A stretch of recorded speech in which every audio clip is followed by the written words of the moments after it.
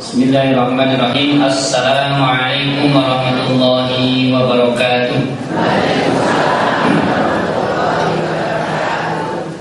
Alhamdulillahi rabbil alamin.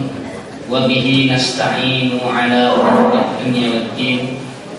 Wassalatu wassalamu ala asrafil anbiya'i wal mursalin wa ala alihi wa ashabihi ajma'in. Qala Allah Ta'ala fi kitabihil karim. A'udzu billahi minasy syaithanir rajim. Bismillahirrahmanirrahim. Ya ayyuhalladzina amanu taqullaha haqqa tuqatih wa la tamutunna illa wa antum muslimun. Al-ayat ma'ba'ad. Pimpinan cabang Muhammadiyah perlu ingkang hormati pimpinan cabang Aisyah, sama tamu ingkang hormati pimpinan ranting baik Muhammadiyah maupun Aisyah yang kami hormati. Pertama-tama marilah kita panjatkan puji syukur kehadirat Allah Subhanahu wa taala yang mana hari ini kita masih diberikan kenikmatan yang luar biasa, nikmat sehat, nikmat sempat, sehingga kita bisa menghadiri pengajian rutin insyaallah setiap minggu dalam keadaan sehat walafiat, tidak ada halangan suatu apapun. Mari kenikmatan yang luar biasa besar ini kita syukuri minimal dengan syukur bilisan dengan mengucap hamdalah. Alhamdulillahirabbil alamin. Shalawat salam semoga tetap tercurahkan junjungan kita Nabi Agung Muhammad sallallahu alaihi wasallam. Beliaulah yang kita tunggu-tunggu syafaat hikmahnya besok hari kelak yang kiamat. Bapak Ibu yang hormati, saat dari itu panggung dari depan nama kula Ahmad Zani Nukman dari Dosari Mulur, tepatnya Bapak. Mungkin yang berarti tentang Mulur insyaallah nek sampun daerah sekitar waktu mungkin kamu mampir. Oke. Nek di Muhammadiyah, kepengurusan Muhammadiyah kula menika bidang dakwah pemuda Muhammadiyah. Jadi cara kepengurusan kula anake Muhammadiyah. Dan cara kode etik itu anak mari tausiah itu jadi ora patut. Anak kok nyeramai wong tuane ini jadi boten pas. Tapi karena ini amanah, saya niatkan tidak tausiah Bapak Sabiji, tapi kita bersama-sama belajar bareng untuk mengkaji ilmu-ilmu Allah yang diturunkan lewat Al-Quran maupun hadis. Mari kita kaji bersama-sama dalam rangka untuk mencari bekal nanti untuk bekal kita menghadap Allah Subhanahu wa taala. Bapak Ibu yang kami hormati, kajian hari ini saya mulai dengan mukadimah salah satu kebiasaan Rasulullah SAW yang direkam dalam salah satu hadis riwayat Muslim yang diriwayatkan atau disanadkan oleh salah satu sahabat, yaitu Abu Dzar Al-Ghifari. Jadi Rasulullah SAW ini punya kebiasaan setiap bangun tidur itu membaca doa yang bisa kita kenal dengan doa setelah tidur. Apa Pak ini? Alhamdulillahilladzi ahyana ba'dama amatana wa ilaihi nusyur. Ngertos kabeh. Artinya apa? Alhamdulillahi, segala puji Allah bagi Allah. Terima kasih kita atau rasa syukur kita kepada Allah. Alladzi ahyana, yang telah menghidupkan kita, Allah yang menghidupkan kita. Ba'dama amatana. Amata itu artinya mewafatkan. Jadi kalau sudah amata berarti mewafatkan, kita sudah habis, diwafatkan oleh Allah. Tapi ada yang menarik, sebelum amata ini didahului dengan ba'dama amata, ba'dama. Artinya diwafatkan sebentar atau diberikan jeda, seolah-olah kita tidur itu seperti orang mati. Ba'dama amatana wa ilaihim nusyur. Jadi dalam doa ini seolah-olah kita ini mengatakan kepada Allah Subhanahu wa taala seperti ini, ya Allah, begitu mudah bagimu untuk mewafatkan kami dalam keadaan tidur. Jadi ada orang yang tidur terus kebablasan tidak bangun itu banyak. Sangat mudah bagi Allah. Ya Allah, betapa mudahnya Panjenengan untuk mewafatkan kami dalam keadaan tidur. Tetapi engkau berikan nikmat, ya, engkau berikan nikmatmu sehingga kami engkau berikan kesempatan lagi untuk hidup. Itu yang diucapkan Rasulullah. Kemudian pesan pentingnya apa? Wa ilaihim nusyur. Setelah kami diberikan kesempatan untuk tidur ini, kesempatan untuk hidup ini setelah tidur, maka wa ilaihim nusyur. Nusyur itu dari kata nasyara yang nusyur nasron, sifatnya nusyur, artinya menyebar, menyebar untuk mencari bekal untuk dibawa pulang kembali. Nasyara itu dalam bahasa Arab menyebar ke semua daerah, ya, mencari bekal dalam rangka mencari bekal untuk dibawa lagi pulang. Contohnya misalnya ada yang merantau ke Jakarta, ada yang merantau ke Kalimantan, kemudian nanti pulang bawa bekal, dibawa pulang kembali. Nah, bekal yang sesungguhnya adalah kita ini menyebar dengan segala aktivitas kita untuk mencari bekal yang kita bawa nanti ketika menghadap Allah Subhanahu wa ta'ala. Ini setiap hari yang kita janjikan kepada Allah. Janjikan mau setelah bangun tidur, ya Allah, terima kasih Engkau berikan kami kesempatan untuk hidup lagi, maka kami akan menyebar mencari bekal untuk kita bawa besok menghadap Allah Subhanahu wa ta'ala. Nah, hari ini di tempat ini kita berkumpul ini adalah dalam rangka mencari bekal untuk menghadap Allah Subhanahu wa ta'ala. Jadi mukadimah dari kajian. Kemudian Bapak Ibu, akhir-akhir ini khususnya di tempat kami, bila mungkin kami bikin untuk sejak Idul Fitri sampai hari ini di daerah kami Mungo khususnya, ini sudah terjadi ada kematian sekitar 4 orang yang setelah Idul Fitri meninggal dunia. Bahkan di depan rumah saya sendiri itu ada 2 orang itu pun rumahnya dekat.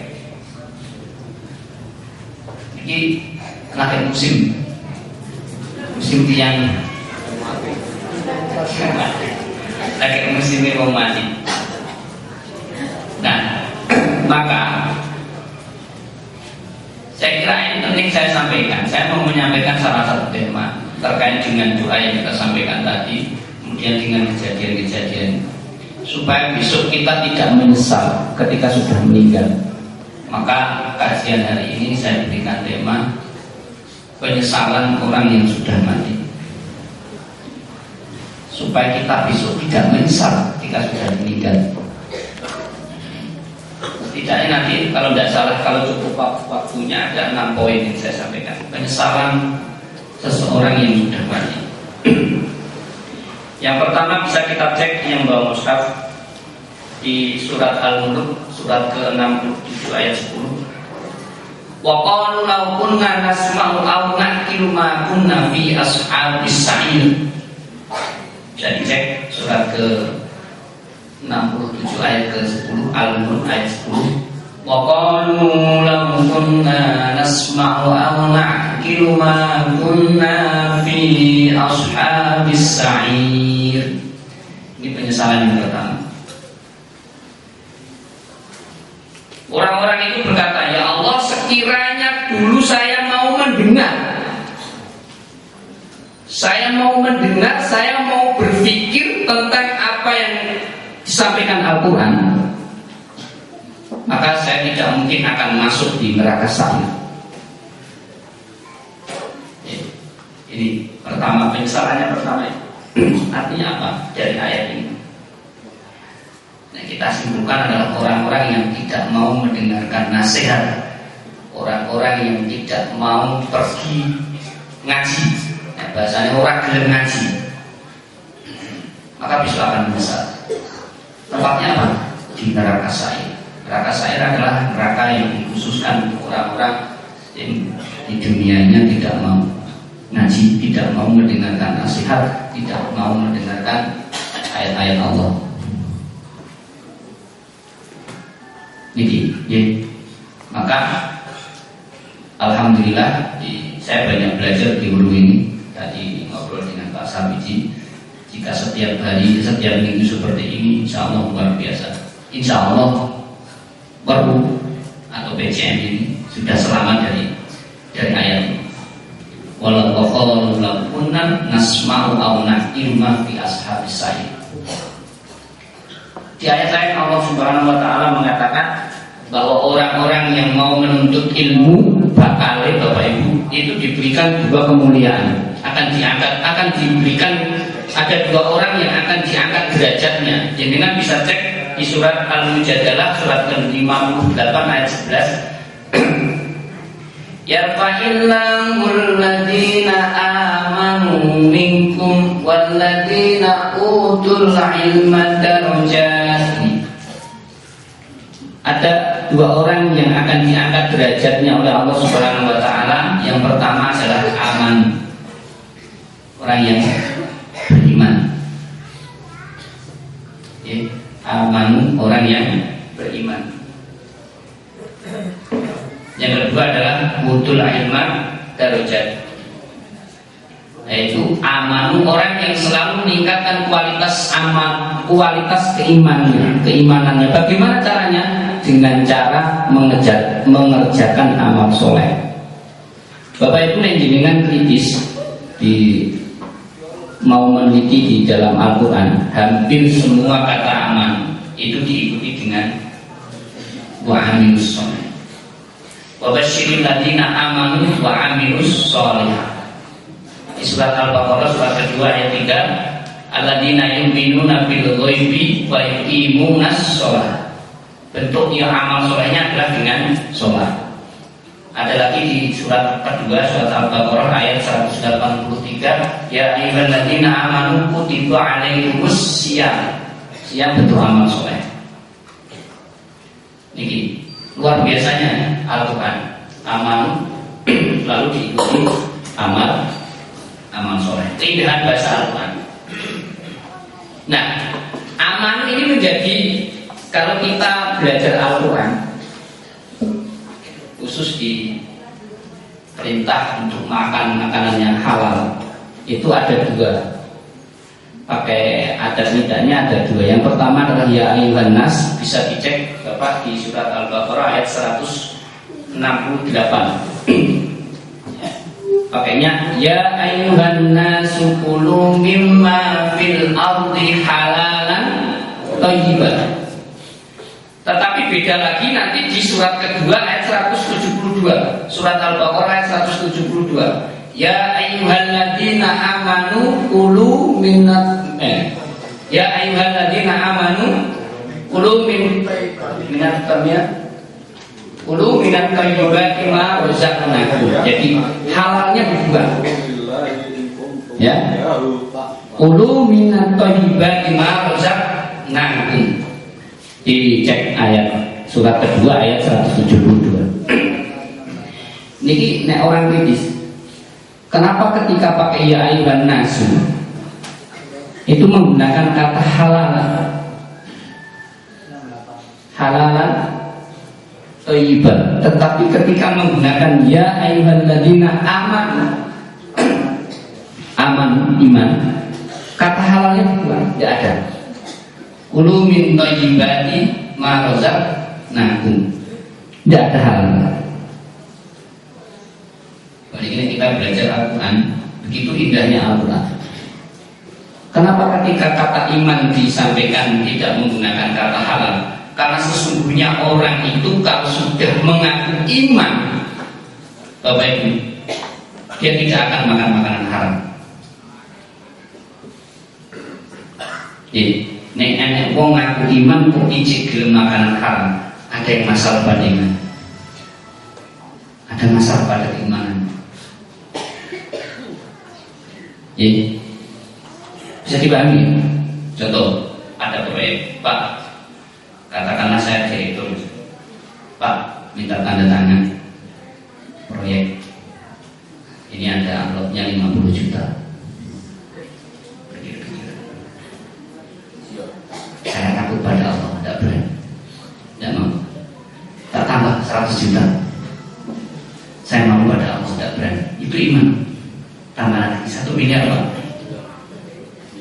Tak sholat istighfar dulu, tak pikir-pikir, berarti ada yang masalah pada iman.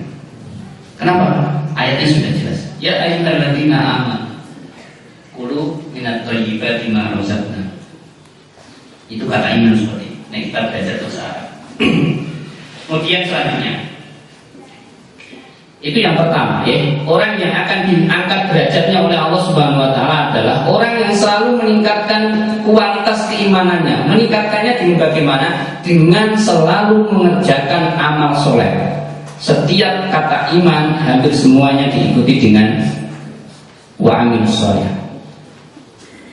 Wal asri innal insana lafi khusrin illal ladzina amanu wa amilus soleh. Semuanya begitu. Kemudian yang kedua, ini kita yang masuk tadi. Maksudnya yang kedua adalah walladzina utul ilma darajat, yaitu orang-orang yang mau orang-orang yang mempunyai ilmu. Ini kita masuk di sini. Bapak Ibu, derajatnya di sini disampaikan detail oleh Rasulullah SAW dalam salah satu hadis. Monggo dipahami hadisnya. Saya bacakan. Man salaka tariqan yaltamisu fihi ilman sahhalallahu lahu tariqan ilal jannah. Coba perhatikan bahasanya. Sahhalallahu lahu tariqan ilal jannah. Kemudian ada lanjutannya. Wa innal malaikata tad'u ajnahati tad'u ajnihataha tad'u ajnihataha ridon li thalabil ilm. Ada lagi lanjutannya, wa yastaghfirullah. Ada lagi lanjutannya, wa inna fadlal alim alal abid kafadil qamar ala sahiril kawakib. Coba ini fasilitasnya luar biasa orang yang mengaji seperti yang kita lakukan hari ini.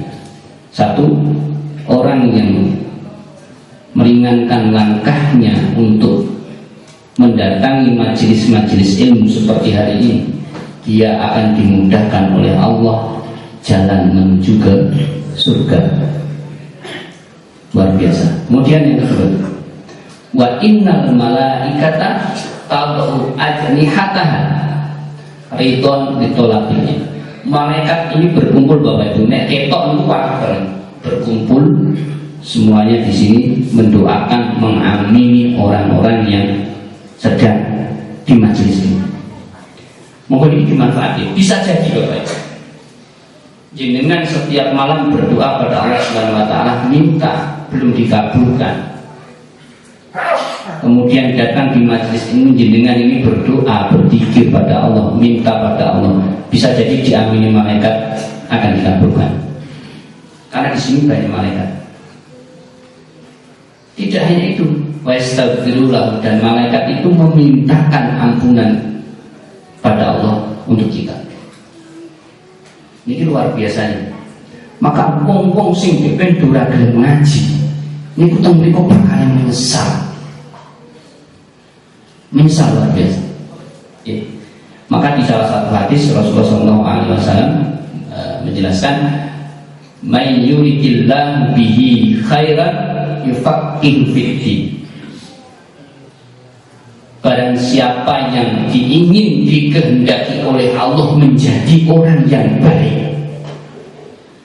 orang dikehendaki Allah menjadi orang yang baik, maka salah satu cirinya adalah yufaqihu fiddin.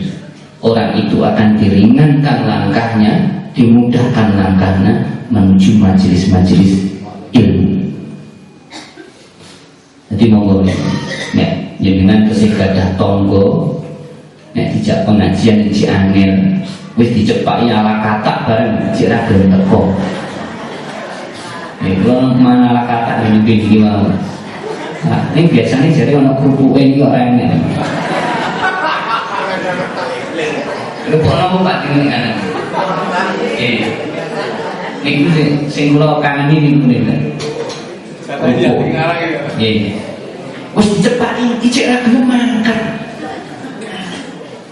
Bakale niku menyesal. Mulai ini adik-adik atau para remaja yang masih punya kesempatan carilah ilmu sendiri. Ya, monggo. Ini yang pertama ya, orang yang akan menyesal besok. Yang pertama adalah orang yang dulu di dunianya waktunya tidak digunakan untuk mempelajari ilmu-ilmu Allah. Ketika ada pengajian tidak mau hadir dengan alasan berbagai macam. Itu yang pertama. Yang kedua, Bapak Ibu, yang kedua adalah jenengan bisa cek di surat apa, suratnya lupa saya, tinggi bacanya. Rabbi laula akhartani ila ajalin qarib fa asaddaq wa akum minas shalihin. Ya Allah, seandainya ajal saya diundur sebentar saja. Maksudnya wong sing mati iki wae nek dibaleki urip meneh. Ya Allah, seandainya mati saya ini bisa diundur sebentar saja. Fasaddaqa, maka saya akan banyak bersedekah. Sampai begitu. Jadi wong sing pun percaya sudah meninggal dunia, dikubur, itu menangis pengen kembali dunia, pengen kembali ke dunia hanya untuk melakukan sedekah. Luar biasa. Ya, Rabbi, saya bacakan, Rabbi laula akhartani ila ajalin qarib fa asaddaqa wa akum minas shalihin. Ya Allah, seandainya umur saya bisa diundur sebentar saja, saya akan bersedekah. Maka tadi ada pengumuman untuk sedekah, apalagi untuk membantu saudara kita yang sedang sakit. Insya Allah luar biasa. Bapak Ibu yang kami hormati, beberapa hari ini ada WA yang masuk tentang, mungkin jenengan sudah baca, sudah viral, kisah seorang ibu yang divonis oleh dokter. Baca nih, kisahnya sebetulnya bahasa Arab, tapi sudah diterjemahkan. Ada seorang ibu yang sudah di ICU, kemudian dokter keluar dari ruang ICU mengatakan pada anaknya, kira-kira yang disampaikan begini, mohon maaf saudara, kami tim dokter sudah berusaha semaksimal mungkin, tapi kecil kemungkinan ibu Anda bisa diselamatkan. Ceritanya di ICU koma sudah beberapa hari tidak sadar. Oke, beberapa hari sudah sadar. Jangan bisa cek di WA sang pencerahan Anda.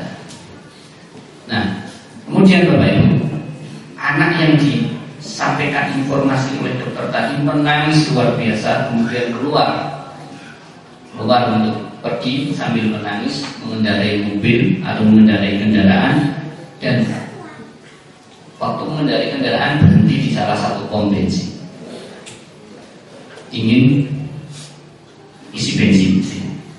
Kemudian apa yang dia lihat, Bapak Ibu? Anak tadi melihat ada seekor kucing bersama anaknya yang banyak. Yang kucing itu tidak bisa berjalan, anaknya masih kecil-kecil. Kemudian terbesit di pikirannya, ini terus kucing ini mangan bi, sehingga anaknya mangan bi, sementara dia sendiri cari makan saja tidak bisa. Padahal anaknya masih kecil-kecil, masih menyusu. Terbesit di pikirannya apa? Kemudian dia cari makanan, dia pergi ke warung, diberikan ikan, makanan, diberikan pada kucing.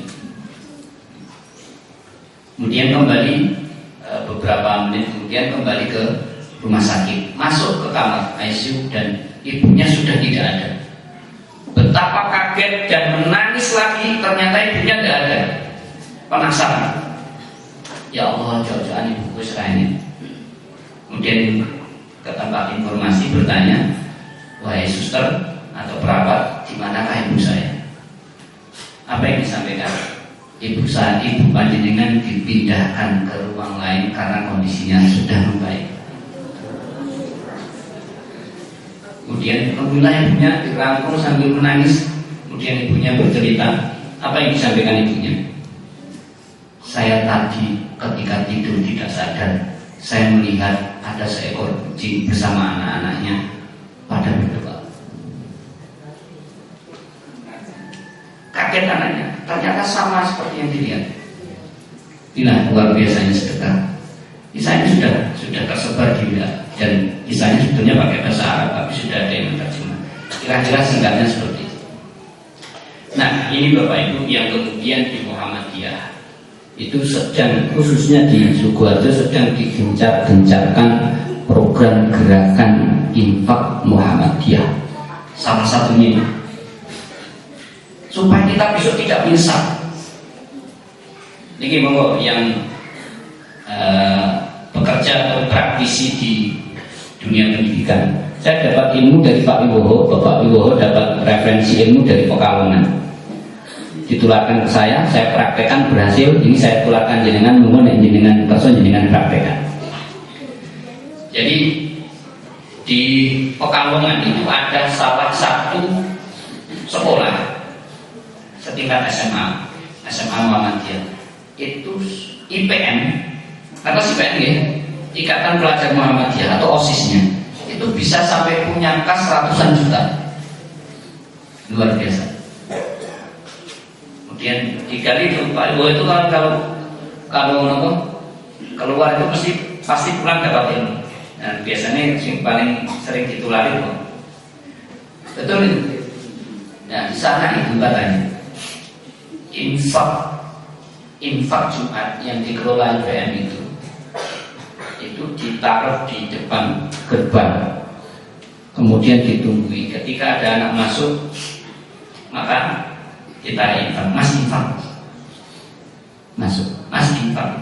Nenek semua ramai, ada yang tidak mau memberi. Itu ditanya, kenapa tidak ngasih? Kalau memang tidak punya betul, diambilkan dari situ diberikan untuk syarat. Seperti itu. Itu sampai kebiasaan seperti itu. Sesuai bocah sing itu mungkin pakai. Betul Bapak. Saya praktekkan di SMK Muhammadiyah 1 Sukoharjo. Tapi nggih, ngapunten, kula ngalahi makate jam besok. Notoni infak, kota infak dan gerbang. Dan ditunggu anak IPM. Betul Bapak Ibu, yang biasanya infak dilakukan dengan keliling kelas itu dapatnya 300.000. Dengan cara seperti itu bisa dapat 1.300.000 setiap hari Jumat. Luar biasa. Uangnya untuk apa? Uangnya untuk kita gunakan. Dan tahun ini saya rekap itu ternyata saya bagian yang bawah hampir mendapatkan 38 juta satu tahun. Saya keluarkan untuk biaya siswa untuk anak yang tidak mampu sebesar 15 juta lebih. Sisanya untuk apa? Sisanya untuk mengcover semua kegiatan IPM. Jadi IPM mengenai kegiatan untuk mau rasa jalan sekolah pun sangat maju. Ini luar biasanya Pak. Nek bacane Pak Luhur duit 2.000 niku ora apa-apa Mas. Lain tuh apa-apa ning nek wis kumpul dadi 1 miliar, dadi 100 juta. Niku kena ngopo-ngopo. Di WA sudah banyak ya. Sampaikan di informasi di Sampenyerah bahwa di Muhammadiyah Munter SMK itu anak kecelakaan, kakinya patah, kebetulan dari keluarga yang sangat tidak mampu, akhirnya apa, dibantu dari mahasiswa. Betapa infak, betapa sedekah ini bisa menyelesaikan banyak masalah. Saya punya banyak murid yang tidak bisa bayar SPP, saya bayarkan melalui infak. Maka kalau ngasih motivasi ke anak, ketok infak Rp20.000, tetapi jenengan bisa nyekolah kita. Dengan 2.000 jenengan ini, anak ini bisa dibayar SPP. Ini silakan mau dipraktekkan. Saya sudah mencoba yang disampaikan Pak Yo dan alhamdulillah berhasil. 1 tahun hampir 38 juta hanya dari infak Jumat. Ini luar biasa. Oke. Nah, di Muhammadiyah itu uniknya, mulai dari TK sampai perguruan tinggi ini diajarkan untuk bersedekah, biar nanti anak-anak kita ketika menjadi pejabat tidak lupa dengan orang kecil, wis terbiasa memberikan sedekah. Belum lagi sudah saya sampaikan beberapa waktu yang lalu ketika di sini, Allah Subhanahu wa Ta'ala, Bapak Ibu, setiap hari itu mengutus 2 malaikat yang diberikan tugas khusus untuk berdoa. Nah, jenengan kemarin baca buku yang saya buat itu, yang disampaikan Pak Sarwoji, di situ sudah ada. 1, mendoakan orang yang suka bersedekah.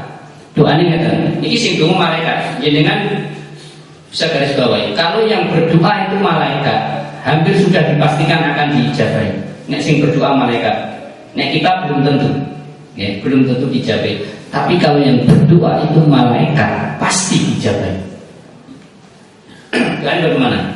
Allahumma a'ti munfiqan khalafa. Ini situ malaikat. Allahumma a'ti munfiqan khalafa. Ya Allah, berikanlah orang yang gemar bersedekah ini balasan yang melimpah ruah. Mulai mau gemar sedekah, tidak ada ceritanya jadi miskin, tidak ada ceritanya. Kenapa? Didoakan malaikat, didoakan malaikat.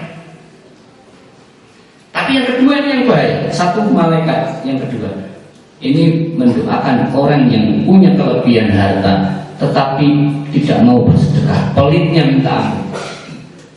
Jadi bagaimana? Allahumma a'ti mumsikan talafat.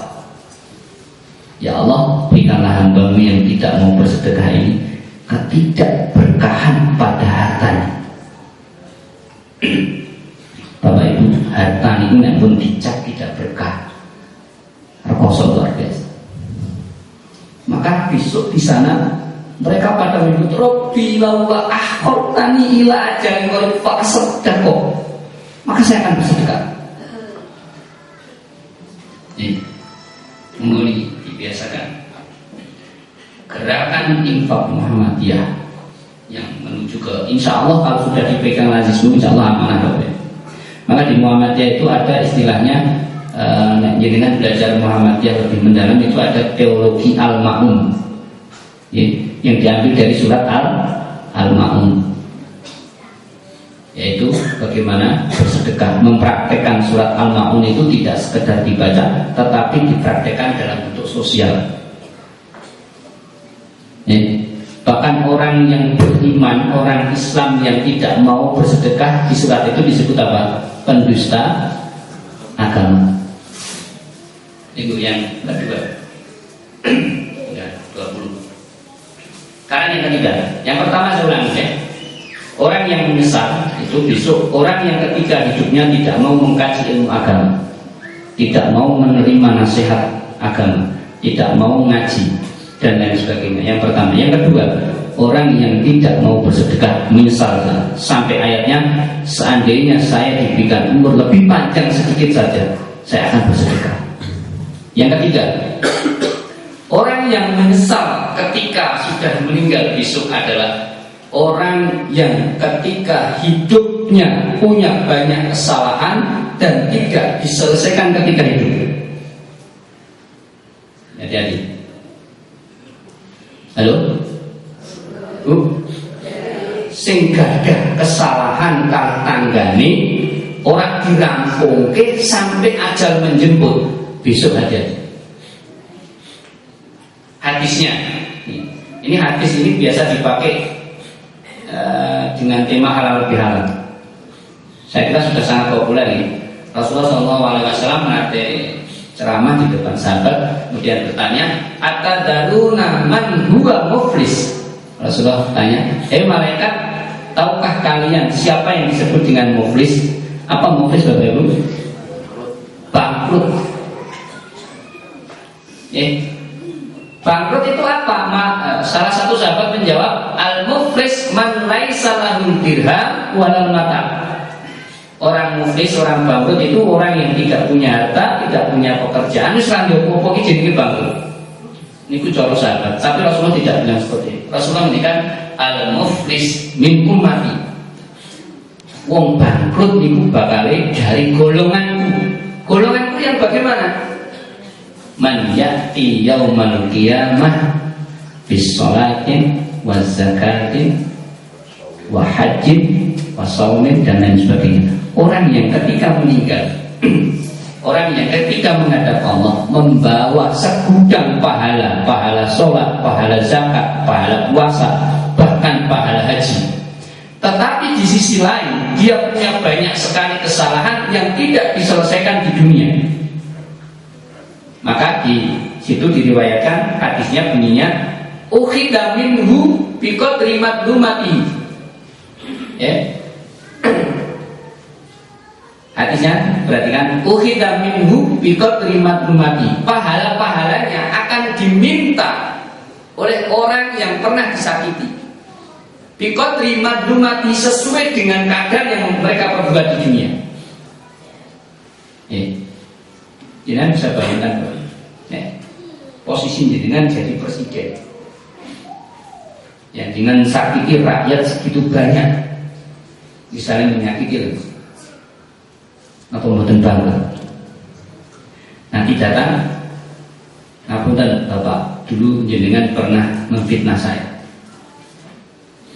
maka pahala panjenengan tak jauh. Tiket. Datang lagi orang, Mas, ngapunten, jenengan deben diutang aku untuk bayar. Pahalanya dijaluk kasih lagi. Begitu terus. Aku deben pernah kok fitnah kok laraki hatiku, saya tak jaluk Pak. Dikasihkan.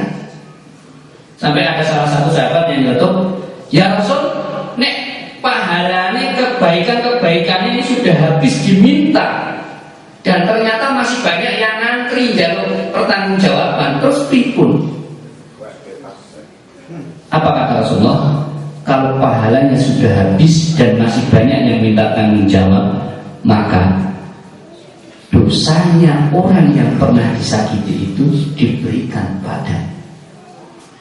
Niki sing jenenge bangkrut. Pahalanya akeh di jalur teh, malah ditambahi salah. Niki sing jenenge bangkrut.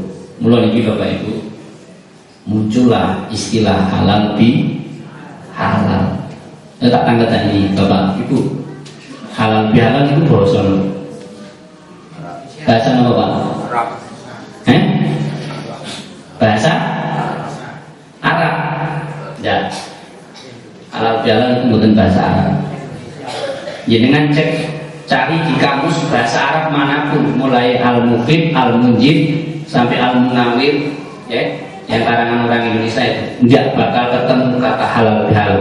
Tak jamin tidak ketemu. Karena memang bukan bahasa Arab. Halal bihalal itu jenengan akan ketemu ketika jenengan buka di kamus KBI, Kamus Besar Bahasa Indonesia. Halal bihalal itu sudah menjadi bahasa Indonesia. Artinya nggak maaf memaafkan. Setelah maaf memaafkan di bulan Syawal. Niku nek terjemahannya ngoten. Ada yang digarisbawahi yang merupakan budaya khas orang Indonesia. Niku halal bihalal. Jadi halal bihalal itu wontennya mung ning Indonesia Pak. Di negara lain tidak ada. Tapi apakah tidak boleh? nek ngacu hadis niki pripun? Memang halal bihalal atau minta maaf tidak harus menunggu halal bihalal. Tapi mungkin ulama-ulama dulu karena kecerdasannya, karena bulan Syawal itu bulan di mana orang berkumpul keluarga, maka dibuatlah budaya. Sekarang ini budaya halal bihalal. Mula-mula Bapak Ibu dengan kesegadah masalah, kesegadah urusan yang tidak diselesaikan segera diselesaikan, termasuk utang. Tadi diminta utang. Ya. Belum ngapun dan ini yang perlu dipahami, utang itu luar biasa kecil. Termasuk sing utang ini, termasuk sing utang. Yang memberikan pinjaman itu hukumnya wajib. Wajib apa? Wajib mengingatkan minimal 3 kali. Nek jenengan diutangi wong ora dibayar kok meneng bae. Sama dengan statusnya. Jenengan harus mengingatkan, tapi yang perlu dipahami Bapak Ibu, mengingatkan itu tidak berarti nagih. Mengeling kita. Nah ini hati-hati. Besok kita ngapunten jenengan utang kula tapi jenengan bayar, saya kita jalur. Jalur setengah akhirat nih. Maka pahala jenengan diberikan. Maka hukumnya orang hutang itu ketika sudah ada untuk nyaur, hukumnya segera disaurkan, termasuk hutang poso. Ibu menyadari mula wonten biasanya ibu ditekon iki jane nyaur sik napa nyawal sik to Mas. Memang ada 2 pendapat, tapi yang paling kuat adalah nyaur dulu. Yang paling kuat ya, saya katakan yang paling kuat. Kenapa? Karena wajib, karena puasa Syawal itu sunnah dan nyaur adalah wajib. Statusnya wajib dan sunnah didahulukan yang wajib. Nah itu. Tapi ada pendapat lain, memang boleh mendahulukan Syawal. Karena istri Rasulullah SAW pernah nyaur utang poso itu di bulan Syaban dalilnya. Tapi kita juga harus berpikir apakah umur kita nanti akan sampai utang itu kebayar terus kedisian terus kedisian Israel. Nah ini hati-hati. Itu sudah 3 10 menit 3 apa? 1 orang yang ketika hidupnya tidak mau mengkaji agama. Yang kedua, orang yang yang ketiga, orang yang tidak menyelesaikan urusan atau masalah-masalah, punya kesalahan tapi tidak segera diselesaikan di dunia, nanti di sana menyesal. Kemudian yang keempat, Bapak Ibu, ini orang yang ketika jenengan mengkali sapi, seandainya saya di posisi ini, ketika kita sudah di ruang ICU, misalnya, betul dengan misalnya, ketika kita sudah di ruang ICU, kemudian kita mendengarkan suara adzan, Allahu Akbar, Allahu Akbar, kemudian kita mendengarkan suara adzan, kemudian kita hanya bisa menangis. Ya Allah, saya mau sholat sudah tidak bisa. Ya Allah, kenapa dulu ketika saya mendengar adzan saya tidak segera berangkat? Ya, coba posisikan. Jadi kan di ruang ICU dalam keadaan sekarat, mendengar suara adzan dari masjid, pengen sholat tidak bisa.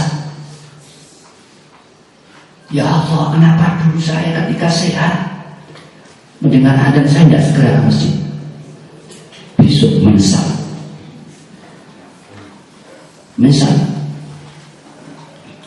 Ya. Kita posisikan. Maka hati-hati, fenomena anak sekarang luar biasa. Di YouTube sudah banyak Bapak Ibu orang yang mengejek gerakan sholat sudah banyak. Sholat dipermainkan. Malah kemarin ada lagi saya dapat itu screenshot. Jenengan kenal Bobo, kenal TikTok. Sampai ada anak itu membuat status seperti ini. Ayo kita buat agama sendiri. Mas Bobo biar yang jadi Tuhannya, kita jadi umatnya. Sopo sing arep daftar dari Nabi, silakan. Status seperti anak kita sekarang luar biasa. Setan TikTok kan? Ini betul-betul kok orang betul. Tapi katanya aplikasi gini. Iya Pak Sardi. Membuat video singkat. Ya. Tapi alhamdulillah menurut informasi sudah sudah diblokir oleh kementerian. Ibu anak kita sudah seperti itu, sholatnya luar biasa. Kalau ngaji enggak, jadi nggak ngecek tengah alun-alun Sukoharjo ini. Udah wong kuat biang. Luar biasa.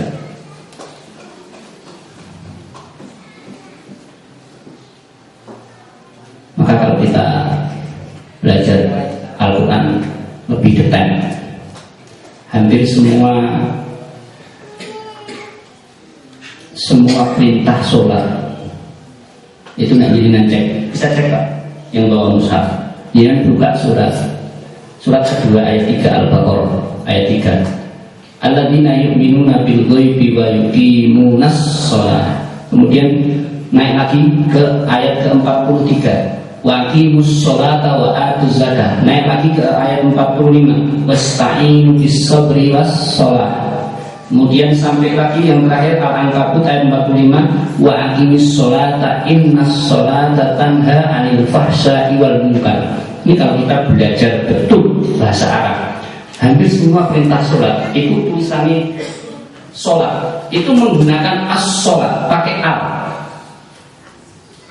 Ada al ini as-sholat, wa aqimus sholat innas sholat wasta'inu bis sabri was sholat. Artinya apa? Al ini dalam arti bahasa Arab ini makrifat atau khusus. Artinya sholat itu harus mengikuti ketentuan khusus, ketentuan yang sudah diajarkan oleh Allah Subhanahu Wa Taala melalui Rasul. Orang sakarape ini, maka harus ada tuntunannya. Maka di Muhammadiyah ada majelis tajih yang khusus menangani. Maka kalau kita terjemahkan ke dalam lebih lengkap lagi, kita buka, dengan coba buka kitab Subul Salam, syarah dari kitab Bulughul Maram, itu dijelaskan di sana pernah ada salah satu sahabat bernama Khalid bin Robah, itu pernah sholat di masjid, kebetulan Rasulullah SAW ada di sampingnya ketika sholat. Sahabat itu sholat, Rasulullah di sampingnya, dan Rasulullah memperhatikan. Ketika selesai sholat, sahabat itu menemui Rasulullah, mengucapkan salam. Kemudian apa yang disampaikan Rasulullah? Irji sholli fa innaka lam tusolli. Kembalilah sholat, sesungguhnya Anda belum sholat. Kembali lagi sholat, mendatangi Rasulullah. Kemudian disampaikan sampai 3 kali. Irji sholli fa innaka lam tusolli. Balik sholat nih, sesungguhnya kamu belum sholat. Padahal sudah sholat. Kemudian sahabat tadi mengatakan, ya Rasul, saya hanya bisa sholat seperti ini.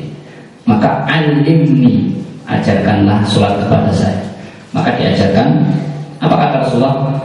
Idza kunta ila sholat, jika Anda ingin sholat secara sempurna, yang pertama adalah fa'asbiqul wudu, maka wudulah dengan sempurna. Boleh sholat itu ngoten lho, harus sesuai tuntunan. Wudunya sempurna dulu. Karena para pentafsir hadis ini mengatakan wudu yang tidak sempurna menjadikan sholatnya tidak bisa khusyuk. Wudu yang berantakan, sholatnya pasti berantakan. Maka ngapunten, kita cek ayat wudu. Bisa dengan cek Ya ayyuhalladzina amanu idza kuntum ilas sholati faghsilu wujuhakum wa aydiyakum ilal marafiq. Perhatikan bahasanya. Wa aydiyakum ilal marafiq, dan tanganmu sampai ke siku. Ila itu dalam bahasa Arab artinya adalah harful ghayah, tujuan. Contoh saya, dhahabtu minal mulur ila wuru. Saya pergi dari mulur ke wuru. Ila wuru ini adalah tujuan. Aidi ilal marafiq, dari tangan sampai siku. Maka nek diterjemahkan prakteknya itu ngapunten. Ini cara wudu yang benar. Ini ngeten. Tangan baru ke siku. Ini biasanya ngapunten, biasanya ngene. Nek keran cendek ini biasanya gitu. Ini apa nggih? Siku risik lagi dari tangan. Maka bersyukur. Bahasa Arab kan sampai indahnya begitu. Aidiyakum ila marafiq. Jadi nyata. Diterjemahkan lagi sampai 3 kali. Nah, yang dimaksud 3 kali ini ngapunten. Saya tahunya kenapa? Saya setiap akhir tahun ujian anak saya, ujian praktek sholat, salah satunya praktek ini.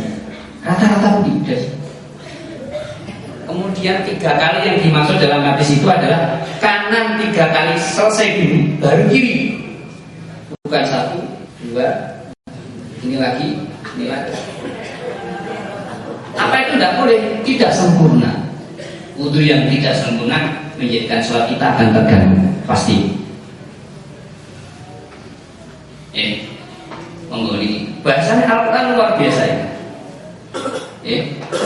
Kemudian dilanjutkan lagi. Idza kuntum ila sholati fasilu fasbihul wudu. Kemudian dipraktikkan Rasulullah cara berwudu. Kemudian sahabat tadi diajarkan Rasulullah cara sholat yang benar. Kemudian hadis itu ditutup dengan hadis yang sudah sangat masyhur seperti yang kita dengar, shollu kama ra'aitumuni usolli. Jadi rangkaian hadisnya panjang sebenarnya.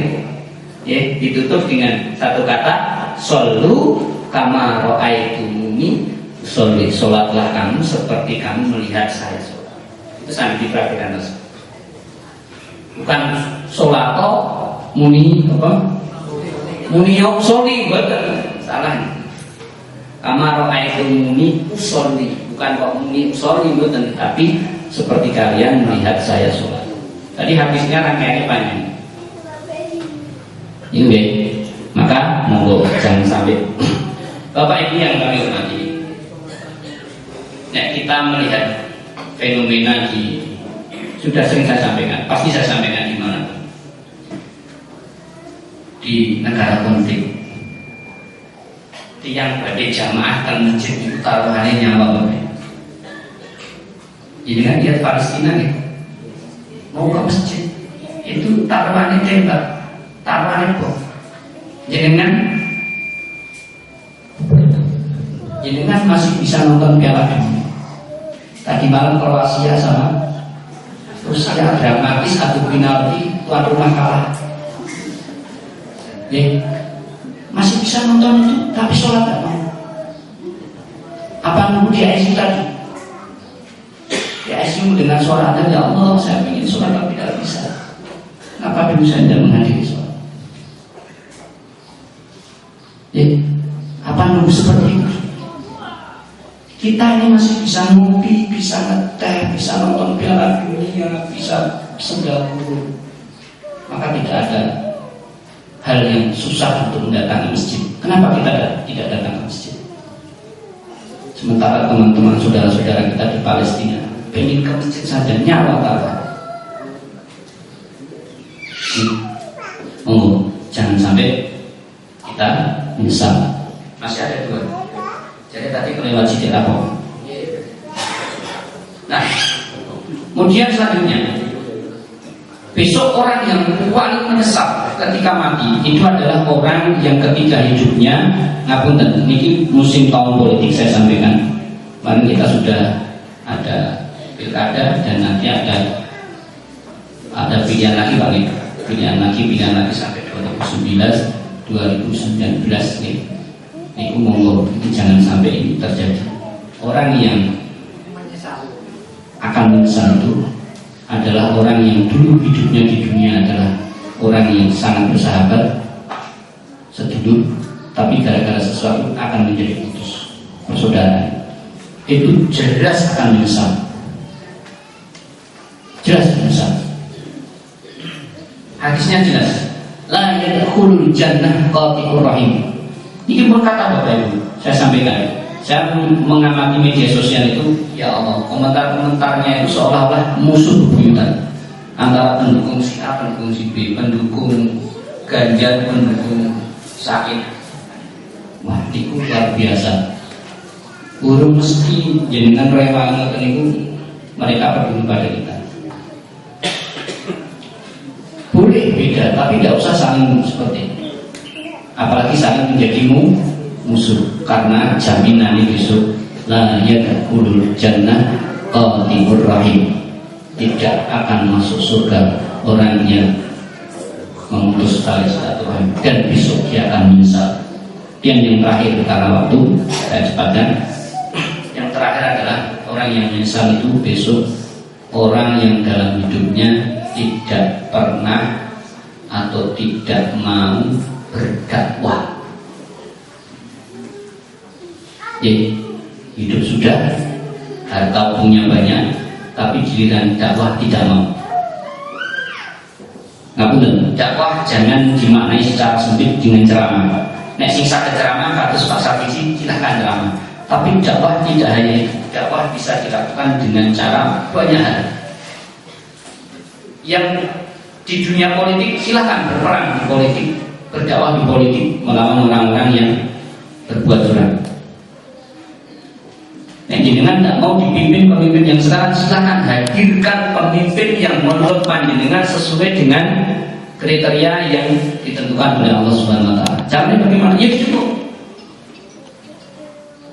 Orang malah golput. Memang dengan golput mereka yang ingin menguasai tambah menjadi mudah. Yang jadi polisi bisa. Ini ngapain Bapak Ibu? Biar sholat ini tidak menjadi bahan tertawaan di internet. Silakan yang profesinya polisi atau TNI. Ini kan pakai seragam komplit, seragam lengkap, sholat di masjid. Allahu Akbar. Jangan polisi sholat. Sekarang tidak berani lagi mengejek masalah sholat. Ya Allah, jadi kan tahu lihat video-video ya sholat, betapa sholat dibuat permainan. Anak-anak sekarang tidak tahu itu agama Islam atau tidak, yang jelas sholat dibuat permainan. Anak senang juga sholat terus enak musik juga, musiknya dipakai ini sholat ini. Ya Allah, tidak tahu hidupnya seperti apa. Maka dakwah kita yang jadi polisi silakan seragam lengkap sholat di barisan pertama. Nanti anak-anak akan melihat kita. Nah, maka pemimpin itu penting. Mari kita dakwah melalui politik, ya. Kita harus menunjukkan politisi-politisi yang betul-betul punya keimanan yang kuat, punya ketakwaan yang kuat, yang diberikan amplop 1 miliar tidak mau, diberikan amplop 100 juta tidak mau. Kita harus punya pemimpin yang seperti itu. Karena Rasulullah SAW sudah mewanti-wanti sejak dulu bahwa kekacauan sebuah negara itu sudah diprediksi oleh Rasulullah SAW. Salah satunya adalah Imra'atus Sibyan. Bapak Ibu, Rasulullah itu sudah memprediksi bahwa besok di sebuah daerah itu ada Imra'atus Sibyan yang menyebabkan negara daerah ini menjadi tidak bisa maju. Apa itu? Anak-anak kecil yang diangkat menjadi pemimpin. Diterjemahkan oleh ahli hadis, anak kecil di situ adalah bukan anak kecil secara fisik, tapi orang yang tidak punya kapasitas sebagai pemimpin karena faktor X, amplop dan lain sebagainya, dia menjadi pemimpin. Wonten betul. Ini sudah disampaikan Rasulullah, nek hal seperti ini masih terjadi di daerah itu nggak bakal bisa maju, nggak bakal bisa maju. Maka kita harus betul-betul memilih yang berkualitas, kualitas secara profesionalitas dan kualitas secara keagamaan.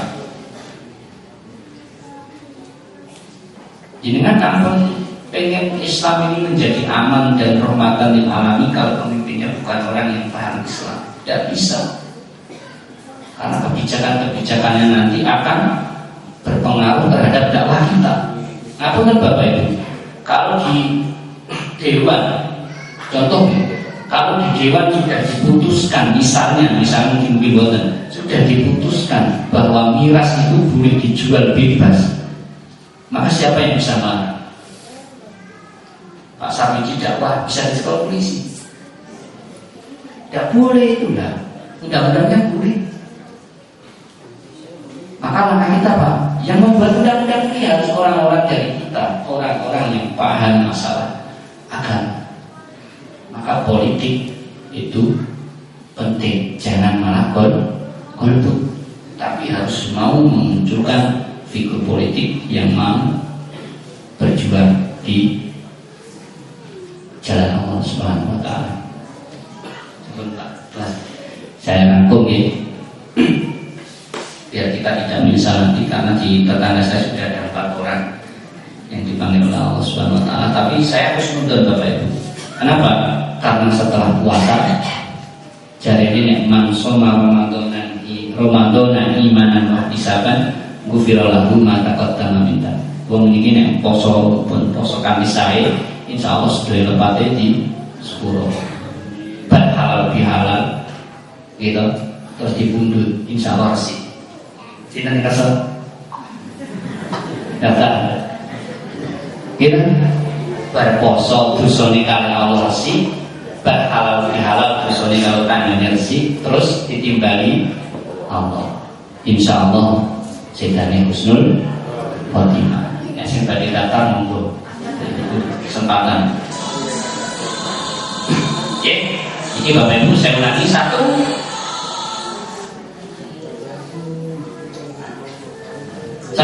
Mari kita perkuat keimanan kita dengan terus mengaji siapapun yang misi di depan ini, ya, siapapun, jenengan bisa datang lebih awal seperti yang saya sampaikan tadi. Nek ustadznya belum datang, jenengan perbanyak zikir, perbanyak doa, karena bisa jadi malaikat saat itu mengamini doa panjenengan. Nek jadi bengi pas sholat tahajud buatan dikabulke, bisa jadi karena ada malaikat di situ, jenengan diamini malaikat, doa panjenengan dijaga, diperbanyak. Ampun malah kepanitaran. Ya. Monggo di majelis yang dibahas ilmu agama ini dihadiri oleh malaikat yang siap mengamini doa panjenengan. Yang kedua, sedekah. Ampun atas kita menyesal karena tidak sedekah, kemudian yang masih punya banyak kesalahan dengan sesama, karena dosa itu ada 2 Bapak Ibu. Dosa yang langsung kaitannya dengan Allah, jenengan cukup tobat istighfar insya Allah diampuni. Tapi dosa yang kaitannya dengan manusia selama panjenengan belum minta maaf, maka Allah tidak memaafkan. Itu yang bahaya. Kemudian yang keempat adalah tadi monggo ketika ada adzan sholat anak putra putri panjenengan betul-betul diperhatikan, dikontrol betul sholatnya bagaimana. Maka dulu saya diajari oleh kiai saya, sampai ini jadi wong tua, ngoten saja. Sampai ini jadi wong tua, ojo sampai pedot ndonga iki. Doa ini jangan sampai jenengan jenengan lupakan setiap sholat panjenengan. Yang pertama adalah Rabbi habli minas sholihin. Itu yang pertama, sebagai orang tua wajib kita mendoakan anak kita, Rabbi habli minas sholihin, ya Allah jadikan anak-anak kami anak-anak yang soleh. Kemudian yang kedua, Rabbi ja'alni muqimas sholati wa min dzurriyyati. Sebagai orang tua, 2 doa ini nek bisa jangan sampai putus, karena nanti efeknya pada anak kita. Ya Allah jadikan anak kami anak yang soleh. Kemudian yang kedua, ya Allah jadikan anak kami anak-anak yang ahli beribadah. Kemudian yang selanjutnya, jangan sampai gara-gara perselisihan kita putus persaudaraan dengan tetangga, tidak rukun dengan saudara, tidak rukun dengan sesama, sehingga besok kita akan menyesal. Karena hadisnya jelas, la yadkhulul jannah qati'ur rahim, tidak akan masuk surga orang yang putus tali persaudaraan. Yang ketiga, silakan dengan kemampuan kompetensi yang panjenengan miliki, silakan digunakan untuk berdakwah. Dakwah tidak harus ceramah, tapi bisa dengan contoh perilaku. Yang pengusaha silakan berdakwah. Alhamdulillah di Muhammadiyah sudah ada PT ini dalam rangka dakwah lewat ekonomi, Bapak Ibu. Bagaimana berekonomi yang sesuai dengan syariat Islam, dibentuklah PT. Maka alhamdulillah saya mendengar itu saham terbanyak ada di Kecamatan Purwini yang luar biasa.